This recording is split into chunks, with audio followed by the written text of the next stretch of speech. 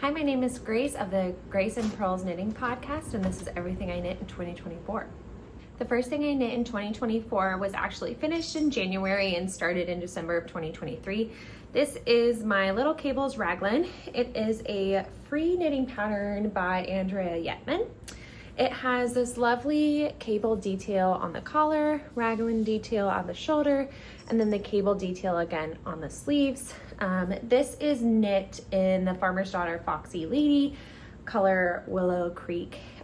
This is their sock base yarn, and I think there's a little bit of silk in it if I recall.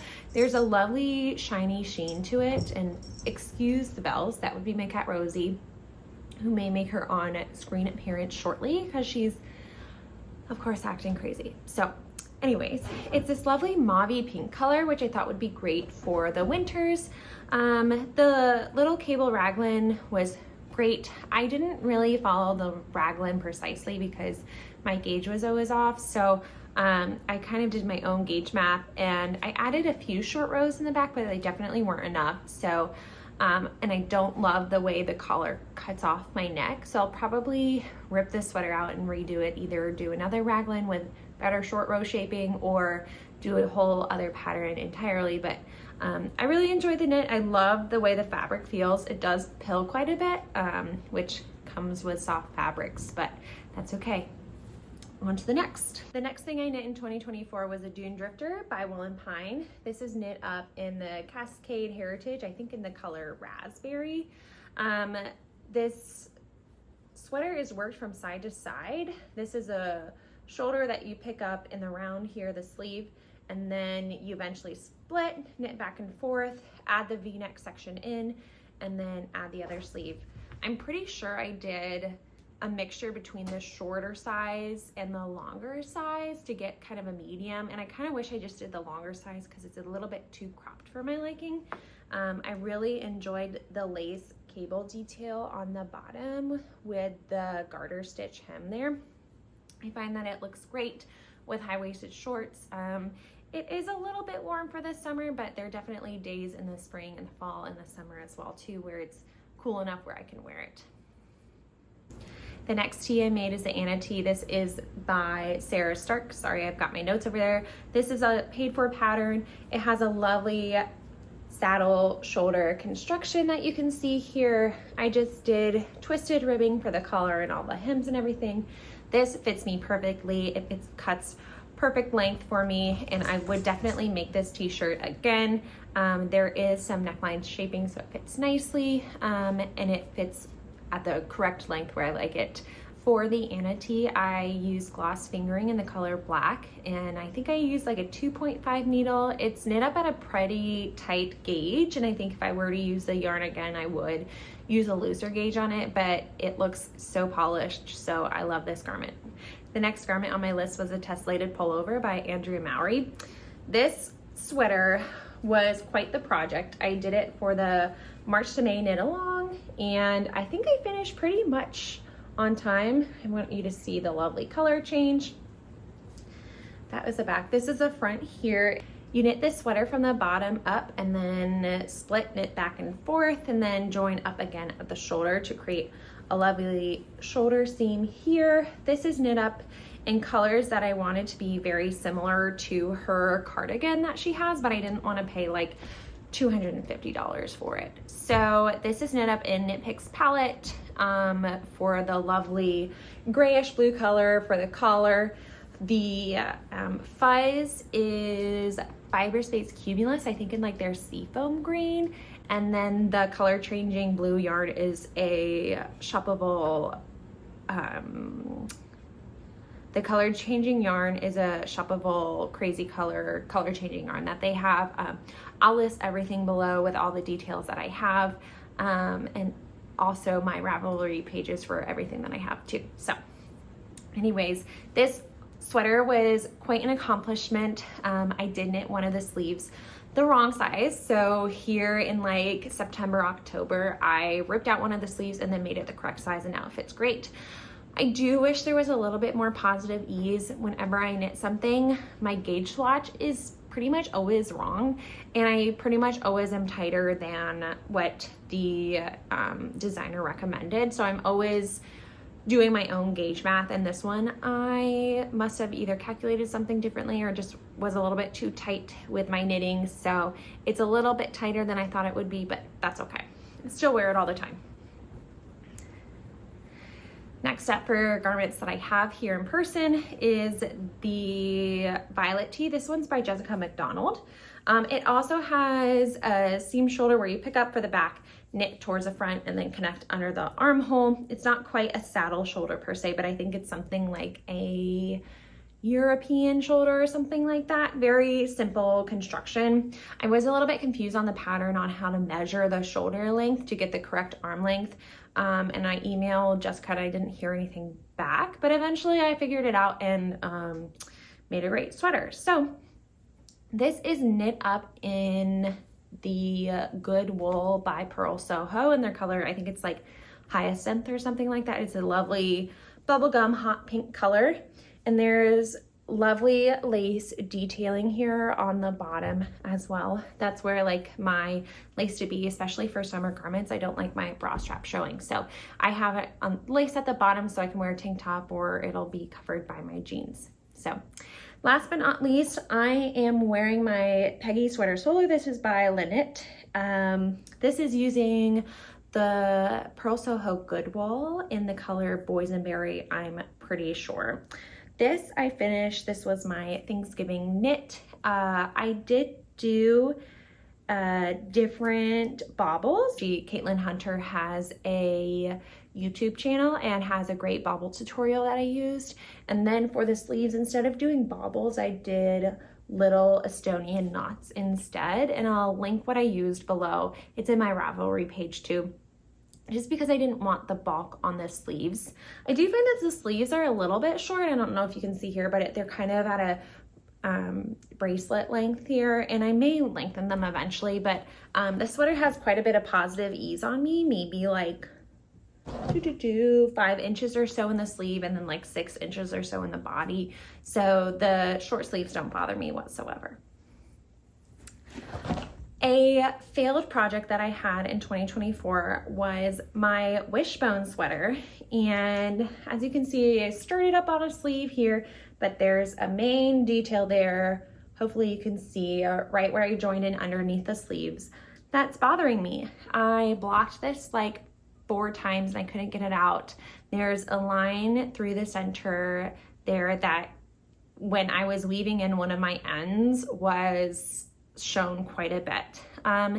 This is knit up in Knit Picks Aloft, and also their Swish DK held together. And I think the Swish DK is in like the color Dove Heather, and it's a great combination. Like it's super soft, and I love, beside like with the mohair, you still have quite a lot of stitch definition and you can see the cables really well, but it doesn't fit. Yet again, my gauge math was a little bit off, and that line down the center, and I just don't have the heart to rip back and redo all this cabling.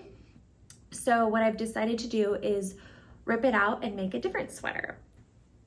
There are some gift knits that I do not have with me, but I'll still talk about them. First off, I made 2 Flea sweaters, both using a plethora of Knit Picks palette that my brothers picked out. They have 2 matching sweaters. I do enjoy the pattern. There are no short rows, and I've learned I do love a good short row, especially with raglans. And with a color raglan like the Flea sweater, it'd be kind of hard to hide the short rows. I guess technically you could probably figure out a way to add them into the like larger stripes, but I did not. And so it does cut them, you know, how raglan is just cut straight across the neckline, because the raglan forms basically a rectangle. So for one of my brothers, I do have to fix the neckline around one of them when I see him again, but overall they love those sweaters. Not my go-to color combination, but they love it, so that's all that matters to me. The next sweater I decided to make was the Oslo sweater for one of my brothers in this lovely mustardy color by Kelborn Woolens and Scout. Quite a famous yarn. It wears well, it does pill a little bit, so we did have a lovely sweater shaving session together, and I taught him how to shave his sweater. And that, loved the design, super easy, and so I decided to make one for myself, which you'll see in the future. That sweater flew off the needles in I think about a month or so, which is pretty good for me as I tend to knit fingering weight sweaters. So the next sweater I decided to make for my sister was a camp pullover by Christoffers. I actually finished it just in time to be finished for Christmas, but it definitely didn't have to be a Christmas knit. She knew that going in. She picked out the yarn herself. Juniper Moon Farms Moonshine in the color Boysenberry. I'm pretty sure. Yes, that was Boysenberry. I used 4 skeins of it in total. It's a lovely shiny yarn. I'm pretty sure there's something in it besides wool that makes it have that lovely sheen. It has lovely lace detail on this side and it looks really good for her. And the sweater fits great, so hopefully she'll get a lot of wear out of it. And I think that's it for all the sweaters I made in 2024. You'll notice a theme that I really enjoy making sweaters. I also will make an occasional hat, which I do have some hats planned for 2025. For 2024, I did make my grandparents 2 hats made out of the Malbrigo Caprino yarn. One was in the color Plomo and one was in the color Archangel, and they were both Musselburgh hats. And I actually have one here. I actually have one of them because I made one of them a little bit too big for my grandfather. So I ripped it out and now I'm working on it again. This is in a lovely bag that I found at a farmer's market. The brand is Pochetli. I'll see if I can link it. So this is the hat here. I've made, you know, a dent of like a third of the way. I really enjoy the Musselburgh hat because you knit it as you go, and then you figure out your stitch count, and then figure out your gauge. You figure out your gauge from your stitch count, and then it gives you directions as you go along to decide like how wide you want to make it, how long you want to make it, if you want to add a second color, how to do that properly. So well-written pattern. I think it's like the most popular pattern on Ravelry, if not like top 5, and it's well worth it. So this is my cat Ralph. I guess he made his on-screen appearance before Rosie. He is the brother to Rosie. They were 2 siblings that I got in like 2020-ish, so he may join us a little bit. Hi, Ralph. Moving on to my works in progress, we just went over the Musselburgh hat that I hope to finish here maybe this weekend, if not in a week or so. Okay, Ralphie. The next sweater we'll discuss is what I'm gonna do with my wishbone sweater. You doing okay? You doing okay? So I decided to make a Eva pullover. This is by Sara Nordland. As you can see, I'm still holding the yarns together, and this is using a 5.0 millimeter needle, also known as a US size 8. This is a sweater where you start at the back neckline, work your way down, and then you pick up for the shoulders and work forward. I think I really should learn the name of this shoulder construction. I'm pretty sure she uses like a European, it's called like a European shoulder construction. Anyways, I love this form of construction, which I've done a few times, where you knit a panel. That's how this sweater is knit. And then on that panel, you can gauge watch from there, because you may notice a theme that my gauge swatches don't turn out and things are just a little bit more tight than I would like them to be. So that's what I did here. I washed it and then used my gauge math, and that worked out for this sweater, so I'm hoping it'll work out for this one as well too. So that's what I have here in this bag. My grandmother is an avid quilter, as you can see the quilt behind me, including Ralph. And she made me some project bags that she whipped together real quick before Christmas. So this is one of them here too. And on the inside, it's just like some extra quilt fabric as well. It's purple. Yeah, so love this bag. Oh, Ralphie.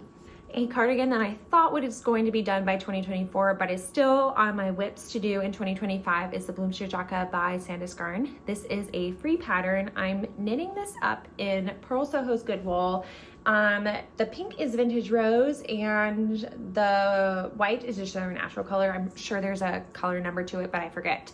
As you can see, there's a steep down the front. This is work bottom up. Then you do color work back and forth. So you are purling color work in this sweater to seam in the, you seam in the arms. And I had to redo this a few times because of gauge issues, of course. I also wasn't loving my ribbing. So I am doing twisted ribbing, which takes forever. And I just have the button band to go. I cannot wait to finish this jacket. At this point, I'm a little bit tired of it. I got stranded in California. So while I was stranded in the airport for 18 hours and did not sleep very much, I did all the stranded purling there, at least for the main body of the sweater. And then when I got home, I was able to complete the sleeves. So anyways, I'm looking forward to this being done. And a cat may join us here any second. Rosie, we'll see. She loves the extra yarn hanging off the front here. And I'm excited to wear this in the springtime. So looking forward to that being completed. It's kind of on the back burner right now as I'm working on a few gift knits. As you can see, that hat still needs to be done. And then I have a sweater up next I'll show you that I would like to finish, and then I'll get working on this button band. This is the bag that was holding the Bloomster jacket. As you can see, there are a lovely leaf pattern that was printed onto this fabric. This is another bag that my grandmother knit. My grandmother made. She used to knit back in the day, but no longer. Okay, final bag, final sweater. This is one that has bark on it. Isn't that pretty cool? She takes these photos herself, if not my grandfather takes them, and then they print it onto fabric, and then she makes quilts out of them. So my final work in progress, this is the Richie sweater by Emily Lewis. This is knit up in Barocco alpaca, and it is a lovely green color, and eventually there will be a collar on it. I just haven't gotten there yet. And I picked up for one of the sleeves here, and this was planning to also be a Christmas present for my sister and her brother, or my sister and her husband, but his I made a little bit too big and I had to go back, completely redo the entire body. And so after a few weeks, that's where I'm at now. And he's fine with getting it later. That's totally fine with him. So yeah, that's what I'm working on now too. So for my future knitting plans, first things first is I would like to knit some national park hats. There's this lovely book by Nancy Bates that I got from the library, and really I should own a copy of it for how often I do check it out of the library. These hats depict scenes from national parks, and my family loves to go hiking. I actually knitted the Dunedrifter. I knitted while in Sedona last winter, and I would knit it on the hikes. It was very easy to go back and forth stockinette with it. So this book is really cool for my family to look through, and we love deciding which patterns would suit which person.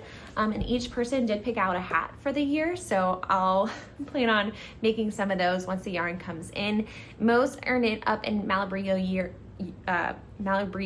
Rios, but there's also a company that I'll link below too that also sells hat kits for some of the hats too, that one of my hats that my brother wants, I just got the yarn through that website too. So moving on, I do have two sweater projects in mind. One is using this Croft Shetland tweed DK wool. This is in the color Tangwick. It's this lovely blue and brown speckly yarn, and that is for my brother-in-law. He picked out two sweaters he wanted, and he'll eventually get a basic Raglan construction with short rows to round off his sweater collection. He has not had any homemade sweaters yet, so he's on the list. I also have this Juniper Moon Farm Patagonia Organic Merino. This is in the color Violet. And I'm planning on making a sweater number 18 for my mother out of this, which she does not know about. But she decided last time I made her a sweater, it was a entire lace weight sweater that I'll link below too. I made that in 2023, and that was a workhorse that took forever, of course. I don't think I'll ever knit a lace weight sweater again. And she decided after that she wanted me to pick out something for her. And so I think this is a color she would really enjoy wearing. I hear this yarn is great. It blooms wonderfully, and so I think that pattern would be really good for it. The only issue is, of course, my gauge. My mother wears a smaller size than I do. This is, I think, considered a sport weight yarn, and that's a DK weight sweater, so I will definitely be doing some sweater math. I always am doing sweater math, so hopefully this time I get it right. Last but certainly not least, I have 2 sweater designs that I want to make. One is that iris pullover, which I'm sure you've seen floating around Instagram and Ravelry. I already picked out my colors. I do have a Knit Picks palette color card, which is super useful because they have probably like 100 colors in all the colors you could ever dream of. And so I use that color palette to decide, because I know what the yarns look like in person, so I know what my sweater will look like, because I have been burned a few times with the color choices and then it not turning out the way I want it to. So anyways, these are the colors that I've chosen for the iris sweater. So the blue will be the lovely flower, throwing things. The green will be the stems, and then the brown will be the dirt, and also this lovely oatmeal-y color, which I think is like literally an, oh no, it's called oyster. This oatmeal-y color will be the main color for the sweater. Okay, for my final sweater, I'm planning on joining the staff and knit along that the girls at the Goodwill podcast, Jackie, I think said that she was going to create a staff and knit along, and I based my color palette off of her sweater. I just kind of looked at her sweater and then decided what colors I wanted to use. I literally like paused the YouTube video and pulled up my color palette, my palette of color palette. Does that make sense? My color palette of palette next to it, and literally just like went color by color to figure out which ones looked the best. And then I also looked at her Ravelry notes. So anyways, let me see if I can grab it all.